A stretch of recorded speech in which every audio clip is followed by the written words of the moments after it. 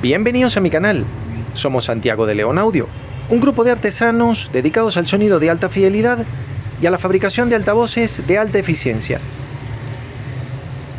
Esta es el primer capítulo de la guía de reparación de los amplificadores estereofónicos integrados japoneses Pioneer modelos SA500, 700 y 900 del catálogo de 1968, que se fabricaron en el 69, en el 70, en el 71 y creo que hasta 1972. Estos equipos son muy curiosos por un montón de razones. Lo primero, que son difíciles de conseguir porque se fabricaron pocas unidades, porque Pioneer era una empresa pequeña en ese momento. Segundo, son las primeras piezas del catálogo de estado sólido. Los modelos anteriores son valvulares. Estos equipos son un modelo de transición muy raro y muy curioso porque ellos intentaban conseguir los circuitos más sencillos, los transistores eran muy costosos, pero también intentaban producir esa potencia que los valvulares no podían dar. En el video que yo le dediqué al Sansui AU777 comentaba que los equipos valvulares de costo medio, de gama media, más accesibles para el público, solían ser piezas de 5, 10, 15 y ya los 20 vatios eran equipos de alta gama y de alto costo, como por ejemplo el Sansui AU70, que proporcionaba justamente eso, 20 vatios eficaces por canal, y era una máquina que pesaba 20 y tantos kilos y era carísima. Estoy buscando uno para podérselos mostrar. Cuando llegan los transistores, cuando llega esta electrónica moderna, ya era posible fabricar piezas más grandes. Sansui se estrena con el 777 de 25 vatios por canal, que es una potencia importante, a una fracción del costo de un valvular equivalente. Y Pioneer decide fabricar estas piezas, que proporcionan unos 40 vatios, dicen ellos, y yo abogo más por unos 35 vatios por canal. Son unos equipos muy interesantes porque ahora pueden tener una caja de lujo de madera, antes impensable por el calor de las válvulas. Tienen un diseño que es muy curioso y les cuento por qué. Los modelos SA500, SA700 y el tope de gama SA900, después saldría el SA1000, pero es diferente, comparten tarjetas, comparten módulos, están hechos de una manera muy curiosa. La construcción de estas unidades 500, 700 y 900 y luego el 600, 800 y 1000 tienen un frontal de aluminio cepillado, algunas perillas son de plástico por un asunto de costos, pero otras ya son de aluminio. Tiene un chasis de hierro galvanizado de tan buena calidad que, a pesar de ser una unidad muy vieja, pues no tiene rastros de óxido.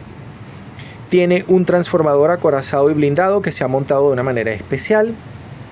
Tiene el módulo de potencia que está como empotrado en el chasis. Y tiene los módulos de construcción. Si ustedes revisan el manual de servicio del 500, del 700 y 900, les aparecerá un diagrama en bloques donde aparece fuente de alimentación, unidad de potencia, preamplificador control de tonos, sección fono y alguna que otra cosa. Luego, los módulos son intercambiables entre los tres modelos. Aquí les muestro, por ejemplo, el interior de un SA700. Aquí podemos ver el amplificador SA700. Vamos a ver el letrero. Miren que este es el logo viejo de Pioneer, el logo rojo. Este SA700 tiene la misma construcción. El transformador ya lo hemos acomodado y va aquí. Pero, por ejemplo, el módulo de potencia es el mismo módulo de potencia del 500, del 700 y del 900. El esquemático, el circuito electrónico es idéntico, a pesar de que están montados de una manera diferente, pero podrían ser intercambiables. Pero si nos fijamos en esta tarjeta, vamos a dar la vuelta para que ustedes la puedan apreciar. Si damos vuelta y yo les muestro la tarjeta que corresponde con, no sé si esto es el preamplificador o la sección fono, pero vamos a tomar por caso que es el preamplificador, porque está conectado con él. El preamplificador del 500, 700 y 900 es el mismo, mírenlo, aquí está. Este es el preamplificador. El módulo es el mismo módulo.